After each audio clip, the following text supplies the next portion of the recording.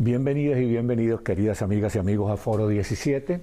Aquí, como siempre, conversando con ustedes con mucho cariño, con mucha delectación, porque es bueno poder comunicarse con ustedes, conversar, tener un contacto a través de esta señal democrática.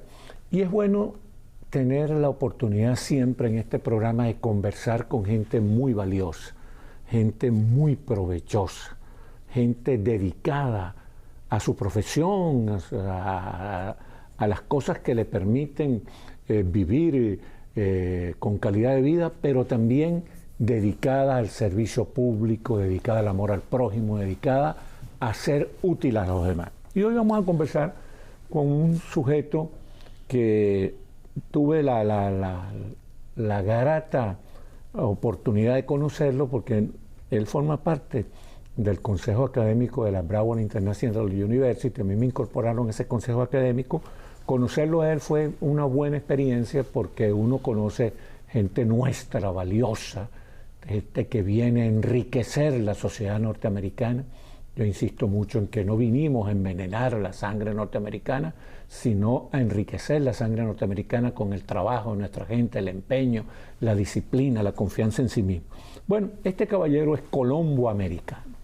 Fíjense ustedes, él es un señor que se ha merecido estar en la lista de los 100 colombianos más exitosos fuera de Colombia y de los 100 hispanos más influyentes en los Estados Unidos.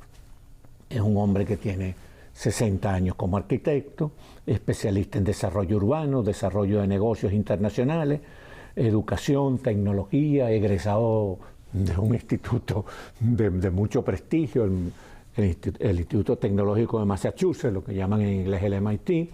Bueno, este caballero se llama Rodrigo Arboleda. Bienvenido, querido Rodrigo. Alexis, muchas gracias. Encantado de estar aquí contigo, hombre.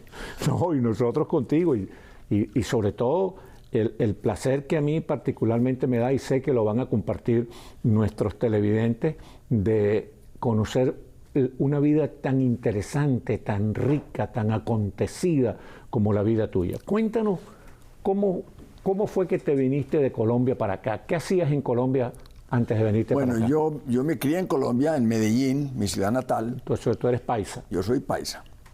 Y lo vas a notar en el acento. Claro.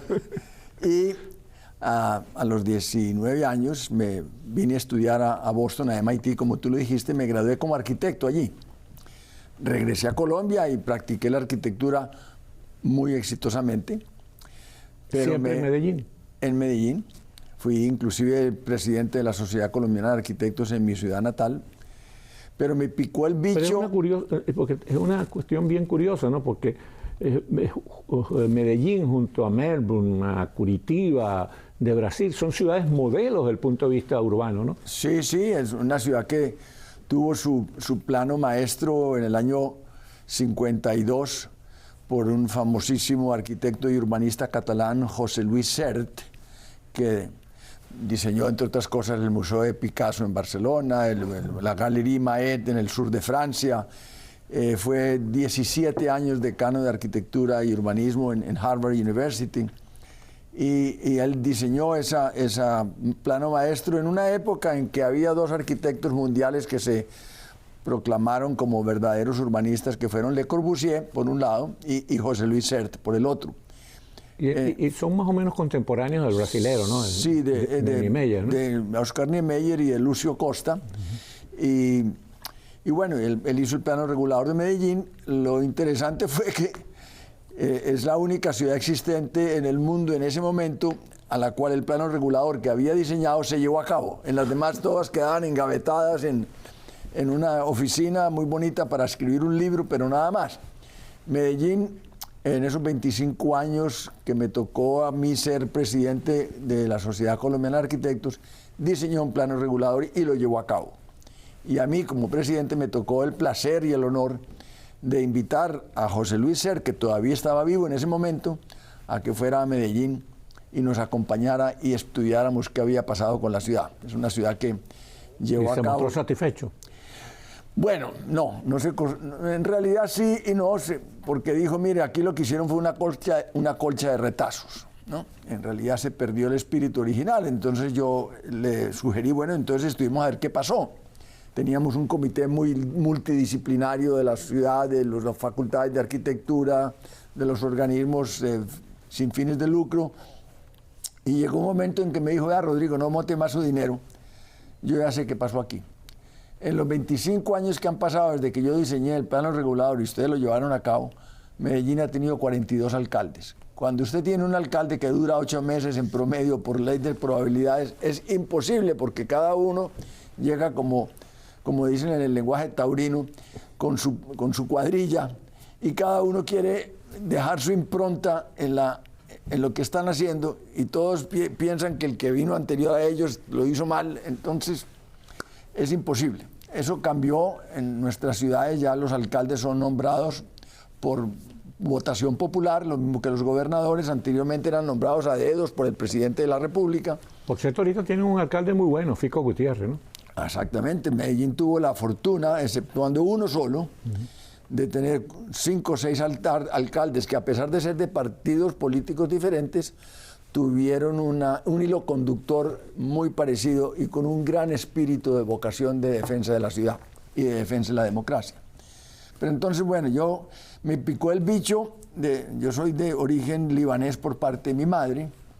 ¿Y cuál es el apellido tuyo segundo? Halabi. Halabi. Halabi es el gentilicio de Haleb, que es Alepo.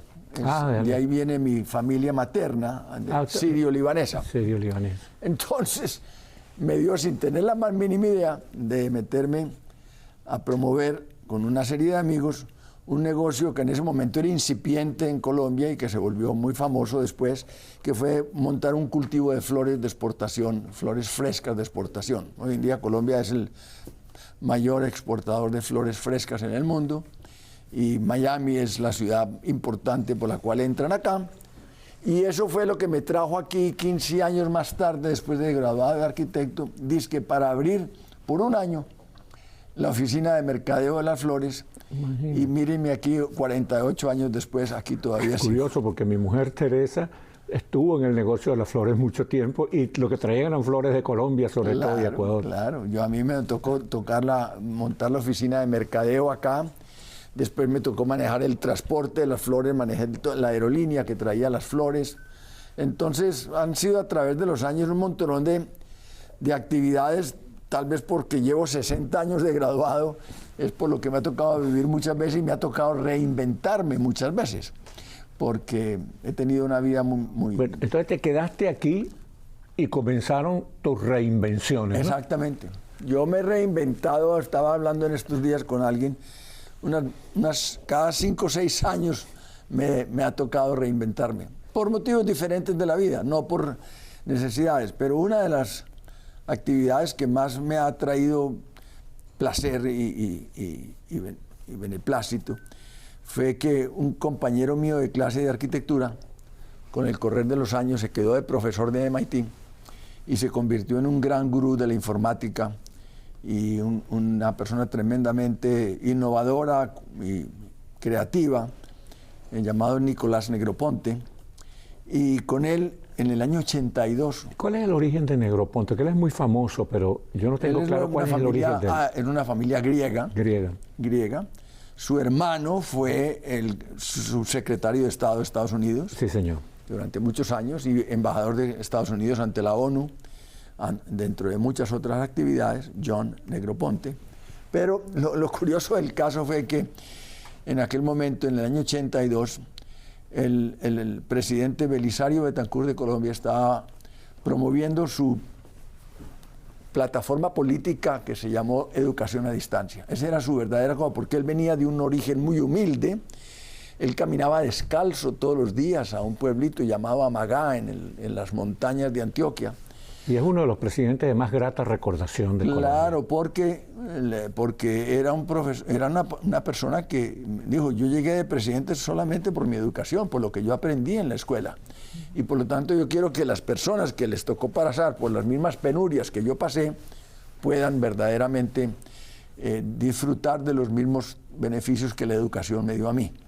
Entonces, en aquel momento... Hombre con un gran sentido, aparte de su brillantez como político y como intelectual, un hombre de un gran sentido del humor. Sí, no, y era muy culto, era tremendamente instruido y leído a morir, era tremendamente intelectual. Poeta incluso. De todo. Entonces, con él, en ese momento en MIT, Nicolás estaba desarrollando toda una teoría de que si no metemos a los niños desde pequeña edad a que se metieran en el mundo digital, esa generación iba a estar perdida.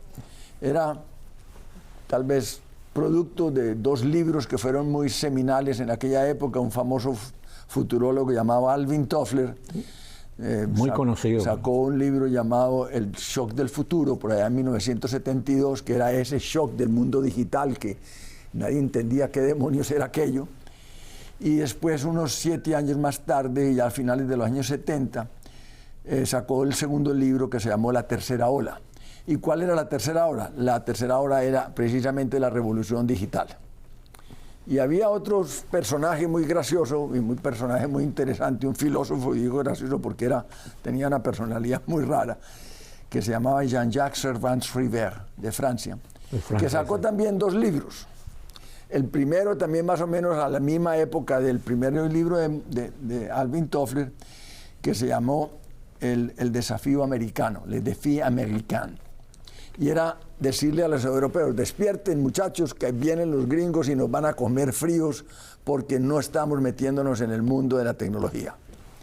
Y 7 años más tarde, más o menos por la misma época, también saca un segundo libro que se llamó El Desafío Mundial. Ya no era el desafío americano, previniendo a los europeos de la ola de tecnología norteamericana, sino, señores países del mundo, si no metemos a los niños en el mundo digital, cualquier país que no lo haga se va a quedar atrás. Era el desafío mundial.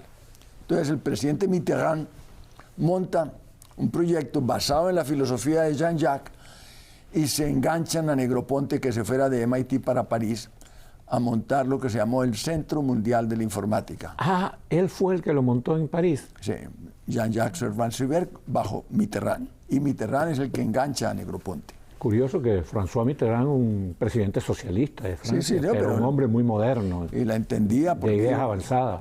Leyó el libro de Jean-Jacques y dijo, esto hay que hacerlo, esto es el desafío mundial. Yo me entero de eso y comentando con el expresidente Misael Pastrana, que venía mucho por acá por Miami. Pastrana Borrero, ¿no? Misael Pastrana Borrero, el papá de Andrés. De Andrés.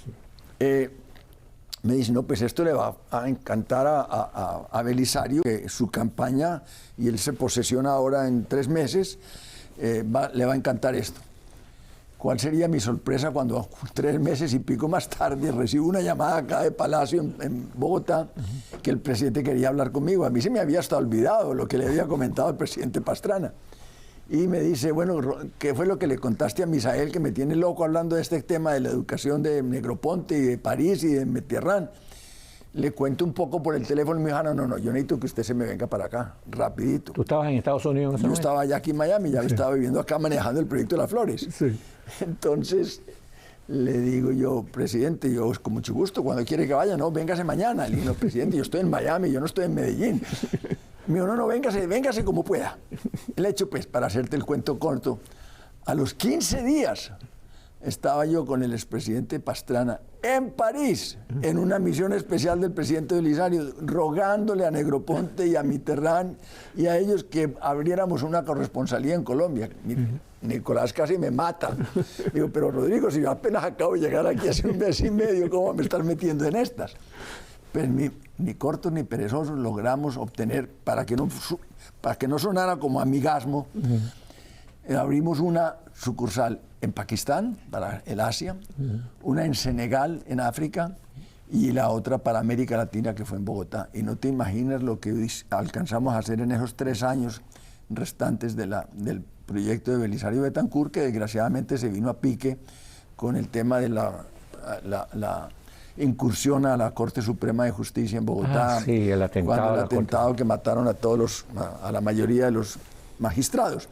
Pero, ¿de eso qué pasó, Alexis?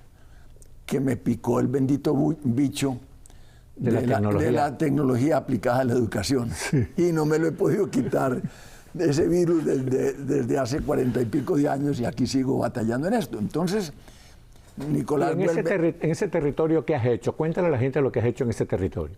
Pues mira, básicamente muchas cosas. De eso Nicolás se regresa a MIT, desarrolla toda una problemática, él crea lo que se llamó el Media Lab de MIT, que hoy en día es una maravilla de juntanza entre el desarrollo del lado derecho del cerebro y el lado izquierdo del cerebro, juntar las artes con la tecnología, el desarrollo lógico del lado izquierdo con el desarrollo intuitivo, artístico, emocional del lado derecho, y montan el proyecto de la Media Lab, y el primer proyecto grande del Media Lab fue el proyecto de educación a distancia en Colombia.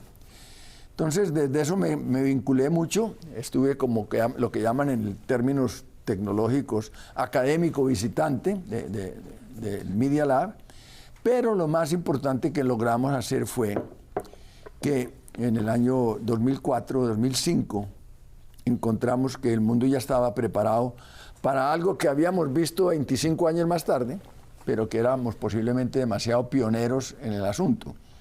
Pero es que todo esto tiene una historia muy interesante desde el punto de vista latinoamericano, Alexis. En el año 48, un curita en una región olvidada de Dios y del mundo en Colombia llamada Sutatensa, en la planicie boyacense, una planicie que había quedado más o menos en época medieval en su desarrollo, se descubre el gran invento del momento, llamado el radiotransistor. Y ni corto ni perezoso, le mete un radiotransistor en el bolsillo a cada campesino. Que la radio Sutatensa, me acuerdo de eso. Y crea una cosa que se llamó Radio Sutatensa. Sí, señor. Y entre el año 48 y el año 80, en que yo conocí al monseñor, este señor educó a 4,5 millones de campesinos. ¿Cómo era que se llamaba él, que se me olvidó? Se llamaba Monseñor José Joaquín Salcedo. Este señor fue un pionero verdadero. Alvin Toffler escribió sobre él en el libro. Sí, la tercera terminó ola, siendo una figura y fue una mundial. figura mundial, porque entonces a él lo tratan de matar porque no quiso ir a Cuba a seguir el programa de Colombia bajo el régimen de Castro, y le pusieron una bomba, nadie supo por quién ni nada, pero casi le destruyeron su casa, y termina en Nueva York con Gustavo Cisneros y con David Rockefeller en la Fundación Simón Bolívar, la verdadera Fundación Simón Bolívar, el verdadero sentido de lo que fue Simón Bolívar, bolivariano. Y yo lo conozco acá, y entonces empezamos, yo fui mucho a Venezuela en aquella época con el proyecto ACUDE que ustedes tenían allá. Era un proyecto empresarial. Exactamente. Entonces, Monseñor nos dio la pauta. Cuando 20 años más tarde, lo que hicimos fue encontrar que había un nuevo radiotransistor, que ya no era un radiotransistor, se llamaba un laptop, y ya no había una radio sutatense, sino que había el Internet. Entonces, la filosofía era exactamente la misma. Usted lo que hacía era empezar a educar a través de las ondas de Internet lo que antes se hacía por radio en Colombia. Y con ese proyecto encontramos que diseñando un laptop que fuera resistente, que fuera fuerte para las caídas, que fuera posible llevárselo por toda parte, que no consumiera casi energía, podíamos educar ya no 4,5 millones de campesinos, sino cientos de millones de niños a nivel del mundo. Y ese fue el proyecto que me tocó dirigir para MIT, llamado Una computadora por niño, One Laptop per Child. Entregamos 3 millones de estos aparatitos en 51 países, en 21 lenguas distintas, incluyendo jalonando hacia el mundo digital lenguas que de otra manera se iban a morir, como el quechua, el aymara, el guaraní, el zulu, el swahili y muchas otras lenguas indígenas que de otra manera se hubieran muerto. Ese fue el gran proyecto educacional que hemos estado haciendo. Y aquí en nuestra zona, que veo que tú tienes una gran experiencia en investigación y en todas esas cosas, y tengo anotado aquí que has tenido actuación profesional en Guyana, en Buenos Aires, en Tampa, en la Universidad de Miami. Bueno, realmente que tú eres un tipo muy versátil. Aquí en Estados Unidos, ¿cuáles son y sobre todo en la zona de Florida, cuáles son las cosas de mayor impacto en las cuales tú te has visto involucrado? Bueno, recientemente el alcalde de Coral Gables, Raúl Valdés Fauli, me honró nombrándome con una persona venezolana, amiga tuya, es Beatrice Rangel, tremendo, que fue Chief of Staff de Carlos Andrés Pérez. Era ministro de la Secretaría de la Presidencia. Montamos la oficina de tecnología de la alcaldía de Coral Gables cuando Raúl estuvo en su última alcaldía. Y fue una cosa muy placentera, pues porque la ciudad de Coral Gables fue diseñada en los años 20, muy diseñada en una especie de camisa de fuerza de que no se podían apartar mucho de lo que estaba diseñado, y ha logrado mantener una identidad a lo largo de estos 100 y pico de años, de tal manera que es una ciudad que tiene una personalidad y una fisonomía urbana muy definida.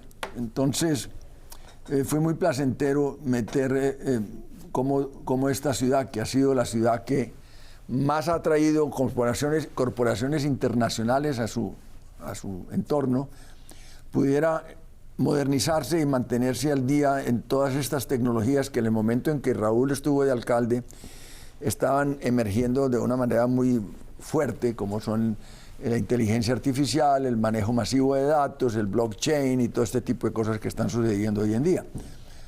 Fuera de eso, me tocó dirigir, yo hago parte del Visiting Committee de la Universidad de Miami en la Facultad de Arquitectura y Urbanismo, y bajo esa visión me tocó coordinar con ellos el diseño del master plan de una nueva capital, la primera que se va a hacer en América Latina, después de la de Brasilia, en Guyana, en la Guyana inglesa, que se va a llamar Silica City, que es una nueva ciudad, porque Georgetown, la ciudad capital actual, está 6 pies por debajo del nivel del mar. Entonces es una ciudad que a mediano y largo plazo está condenada. Entonces, el trabajar en la comunidad de Coral Gables, el estar en una universidad de Miami que tiene una magnífica facultad de arquitectura y urbanismo, y el estar vinculado a través de eso con Guyana, pues han sido cosas que para Miami me han parecido que han traído muy interesantes oportunidades, pero porque es que Miami se las merece. Es que Miami es, en este momento, yo creo que es la ciudad más ecléctica que tiene Estados Unidos, es la ciudad más heterogénea, es la ciudad que tiene una influencia de personas de altísimo nivel intelectual, comercial, de todo, de muchas partes del mundo. Una ciudad maravillosa, realmente que es una ciudad donde a uno le resulta muy grato vivir. Sin embargo, hay esa presencia del caos urbano, de los problemas en transporte, de esa ciudad que parece que no termina de hacerse nunca. Es decir, háblanos un poco de eso, ya que tú eres una persona calificada para hablar de eso. Bueno, uno de los grandes problemas, y yo lo viví mucho porque fui alcalde de una ciudad en Venezuela, sí. Entonces ese asunto del caos urbano, de la deshumanización de la ciudad, de la ciudad que no facilita la calidad de vida y la felicidad de los ciudadanos. Háblanos un poco de eso. Con mucho gusto, porque me tocó participar de un proyecto muy interesante. El problema de gran envergadura que tiene Miami es el problema de la movilidad urbana, porque tiene una zona de altísima densidad, que es el centro de Brickell, y de resto es una densidad muy pobre, muy extensa a lo largo de una ruta. Entonces es muy difícil crear transporte masivo eficiente para la primera milla y la última milla, que llaman. ¿Cómo llegas desde tu casa al punto del transporte masivo y cómo te devuelves, ¿no? Entonces, me ha tocado viajar mucho por China, porque los 3 millones de computadores que nosotros entregamos fueron fabricados en China. Entonces me tocaba ir a Shanghai y allí estuve en una universidad muy interesante, es el equivalente del MIT chino, llamada la Universidad de Tongji en Shanghai. Y descubrí que ellos habían sido las personas que habían recibido el mandato del gobierno chino de diseñar un transporte masivo de baja velocidad, pero basado en levitación magnética. La levitación magnética era una tecnología muy en manos de los alemanes y de los japoneses, pero muy costosa. ¿En qué consistía la levitación magnética? El tren lo ponen 2 imanes que están en la misma polaridad, entonces se rechazan el uno al otro, entonces el tren queda elevado a unos pocos milímetros de la pista y por lo tanto no tiene fricción. Entonces es facilísimo moverlo horizontalmente por medio de unas tecnologías muy complejas, pero la gran ventaja es el silencio, el poco gasto que tienen en mantenimiento, porque no hay partes que se friccionan y que se desgastan. Y en el caso de los chinos habían logrado disminuir el costo de inversión inicial a menos de la mitad de un costo actual y en una cuarta parte el costo de mantenimiento. Entonces quise traer este proyecto para acá, para Miami. Tuvimos una gran receptividad.